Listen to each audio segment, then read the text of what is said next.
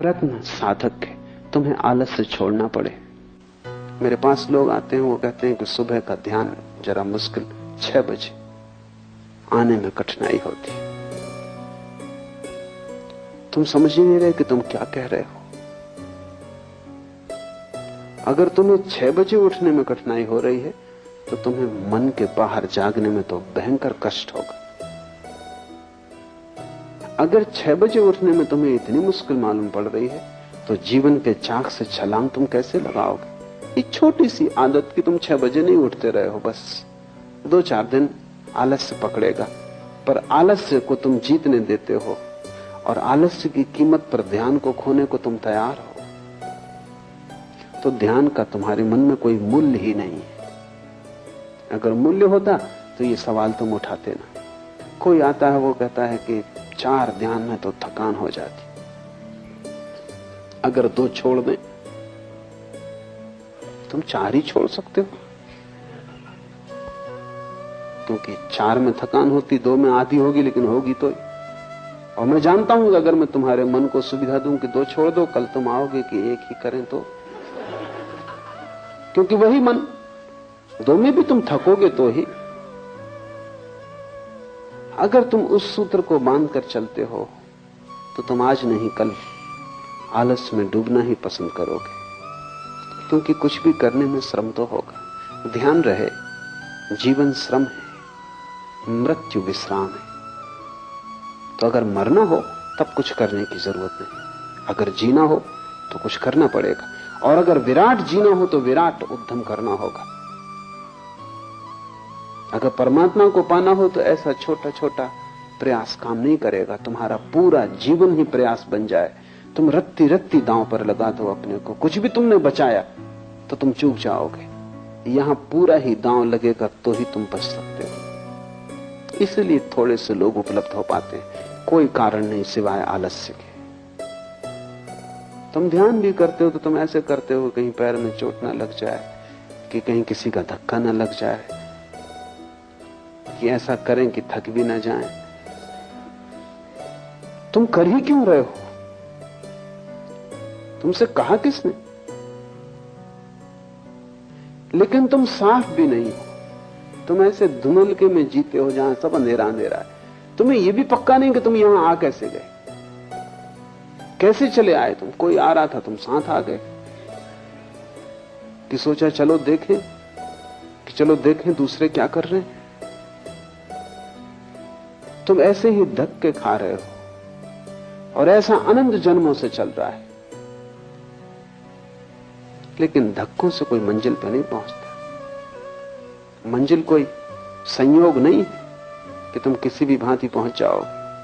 मंजिल एक गंतव्यपूर्ण यात्रा है। मंजिल एक दिशा की तरफ सारे जीवन की धारा को लेकर चलने का श्रम। मंजिल एक संकल्प है। संकल्प करते ही तुम्हारा मन एक धारा में आ जाता, शक्ति इकट्ठी हो जाती, तो ऊर्जा तुम में महान है। तुम जितना सोचते हो कि इतनी कम शक्ति है कि इतने जल्दी थक जाओगे, वो तुम गलती में हो। मनुष्य के शरीर में शक्ति के, ऊर्जा के 3 तल है। एक तल ऊपर का है जो रोजमर्रा काम के लिए, जैसे तुम जेब खर्च के लिए खीसे में कुछ रुपए डाल रखते हो, वो तुम्हारी पूरी संपदा नहीं। वो जेब खर्च के लिए है कि बाजार गए कुछ सामान वगैरह लाना, कुछ रुपए। मुल्ला नसरुद्दीन एक दफा गांव से गुजर रहा था, बाहर अंधेरा था, 4 आदमियों ने पकड़ कर उस पर हमला कर दिया। उसने इस भयंकर ढंग से लड़ाई की कि चारों को पछाड़ दिया। बामुश्किल वो 4 उस पर कब्जा कर पाए, बामुश्किल। और जब उसके खीसे में हाथ डाला तो केवल 7 पैसे थे। तो उनने कहा हद कर दी नसरुद्दीन, 7 पैसे के लिए। नसरुद्दीन ने कहा कि मैं नहीं समझा कि तुम 7 पैसे के लिए लड़ रहे हो। बाएं पैर के जूते में 500 रुपए छिपा रखे। लेकिन तब उनने भी हिम्मत न की उसका बायां जूता खोलने की, क्योंकि जो 7 पैसे के लिए ऐसा भयंकर श्रम किया, उन्होंने कहा नमस्कार, फिर कभी।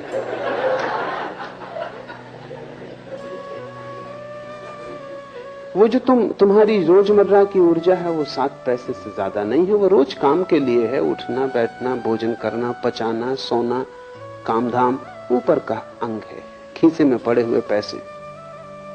जब तुम ध्यान शुरू करते हो वो चुक जाती, जल्दी चुक जाती, क्योंकि ध्यान उसने कभी किया नहीं, वो एक नया क्रम शुरू हो गया। अगर तुम उसकी ही बात मान के रुक गए तो तुम कभी ध्यान ना कर पाओगे, उसकी तुम सुनो मत। अगर तुम किए ही गए, जल्दी ही तुम पाओगे कि दूसरे तल की ऊर्जा संलग्न हो गई। कई दफे तुम्हें अनुभव भी होता है, तुम बैठे हो, रात सोने जा रहे थे, ऐसी नींद आ रही थी कि पलक खुलते नहीं खुलते थे कि तत्क्षण घर में आग लग गई। फिर तुम सो पाते हो, फिर तुम कहते हो मुझे नींद आ रही ना, नींद तिरोहित हो जाती। कहां से ये ऊर्जा आई? अभी तुम झपकी खा रहे थे और तुमसे कोई कहता गीता पढ़ो तो तुम कहते हो मुश्किल, लेकिन घर में आग लग गई। गीता छोड़ सकते थे लेकिन घर में आग लग गई। अब तुम दौड़ रहे हो, भाग रहे हो, बुझा रहे हो, और आग भी बुझ जाएगी तो भी अब इस रात तुम सोने वाले नहीं। अब तुम जागे ही रहोगे, कितनी कोशिश करो सोने की, नींद ना आएगी। क्या हुआ?